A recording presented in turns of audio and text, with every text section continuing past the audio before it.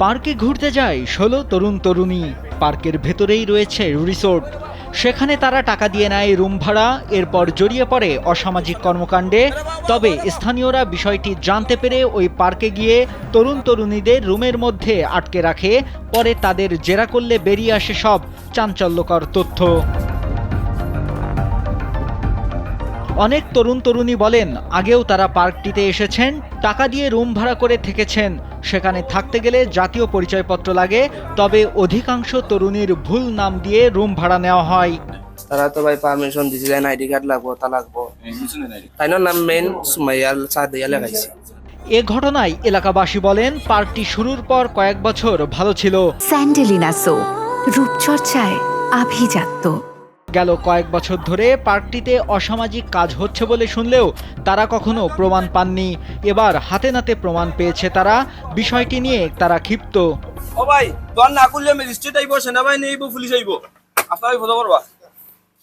আপনারা যে অবস্থা দেখরা, এটা হয়েছে কি আমরা ছিলাম এলাকাবাসী এবং আমরা ছিলাম টিল্লাপাড়া, টিকরপাড়া, মাঝপাড়া যুব সমাজ সবে মিলিয়ে আমরা এলাকার পক্ষ থাকিয়া সবে মিলিয়ে প্রতিবাদ করছি।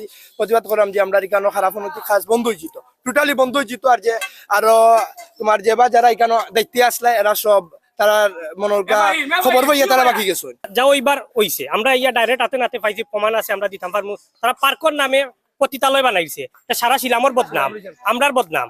প্রথম 1-2 বছর পার্ক খুব সুন্দর হইয়া চলছে, তারপর থেকে গুড অসামাজিক কার্যকলাপ আমরা গেছে বারবার এগুলাই কমপ্লেন আছে। কিন্তু আপনারা যেমন 5 তারিখের আগে আমরা চাইলেও বোধটা করতাম পারছি না। তারপরেও আমরা পার্কও 2 দিন অ্যাটাক দিছি, 2 দিন না 3-4 দিন অ্যাটাক দিছি। 3-4 দিন অ্যাটাক দেওয়ার পরে এলাকা মুরব্বিনতে আমরা দর্শন বা আরো যারা প্রভাবশালী নেতৃবৃন্দ আসলা, 5 তারিখের আগে যারা প্রভাবশালী আসলা, তারা আমরা বিভিন্ন লাখান বুঝাইয়া কনভিন্স করছেন যে এগুলার অসামাজিক কার্যকলাপ হইতো না। এদিকে পার্কটিতে ঘুরতে যাওয়াদের মধ্যে 8 তরুণ তরুণীকে বিয়ে দিয়ে দেয় স্থানীয়রা। বিয়ে পড়ানো কাজী মোহাম্মদ আব্দুল বাড়ির সঙ্গে কথা হয় টিম কালবেলার। তিনি বলেন, তরুণ তরুণী ও তাদের পরিবারের সম্মতিতে তাদের বিয়ে দেওয়া হয়। এছাড়া স্থানীয় গণ্যমান্য ব্যক্তিবর্গ সেখানে উপস্থিত ছিলেন। সবার সম্মতিক্রমে 4টা বিয়ে পড়াইছে, গার্জিয়ান সম্মতিক্রমে, এলাকার ছেলে মেয়ের সম্মতিক্রমে, এলাকার মুরব্বিয়ান সম্মতিক্রমে। পার্কটির পরিচালক হেলাল আহমদ জানান, তিনি সবসময় পার্কে যান না, সবকিছু ম্যানেজার দেখভাল করেন। যাচাই বাছাই করে তবেই রুম দেওয়া হয়। তবে ঘটনার দিন কি হয়েছে তা তিনি বলতে পারবেন না। যারা আছে তাদের মানে এনআইডি রাখা হয়, দুইজনের এনআইডি রেখে জিজ্ঞাসাবাদ করে তারপরে দেওয়া হয়। কারণ আজকে কিভাবে কি ঢুকছে, আমার ম্যানেজার সাহেব ছিলেন, ম্যানেজার আমি থাকি না, আমি মাঝে মধ্যে যাই।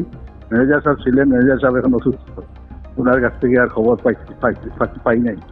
অনেক ভাঙচুর টাংচুর হয়েছে, ধরা হয়েছে, এগুলা খবর পাইছি। 19 জানুয়ারি চাঞ্চল্যকর এই ঘটনাটি ঘটে সিলেটের দক্ষিণ সুরমার মোগলাবাজারের রিজেন্ট পার্ক ও রিসোর্টে। মোগলাবাজার থানার ভারপ্রাপ্ত কর্মকর্তা খন্দকার মোস্তাফিজুর রহমান জানান, দুপুরে স্থানীয় লোকজন রিসোর্টের ভেতরে যান। এ সময় কে বা কারা সেখানের একাংশে অগ্নিসংযোগ করে। পরে ফায়ার সার্ভিস ও সিভিল ডিফেন্সের কর্মীরা গিয়ে আগুন নিয়ন্ত্রণে আনে। তরুণ তরুণীকে আটকের বিষয় তিনি বলেন, এলাকার জনগণ তাদের আটক করেছে, আমাদের কাছে দেয়নি। আমিও শুনছি, কিন্তু আমাদের কাছে এখন হ্যান্ডওভার করে না, কারণ লোকজন আছে, জনগণ এখন আছে রিজার্ভে, আমাদের কাছে কারো হ্যান্ডওভার করে না। এখন স্বাভাবিক আছে, স্বাভাবিক। এ ধরনের অসামাজিক কর্মকাণ্ড যেন আর না হয়, তার জন্য পার্ক ও রিসোর্টটি বন্ধ করে দিতে বলে উত্তেজিত জনতা। নাইমুল হাসিব, কালবেলা।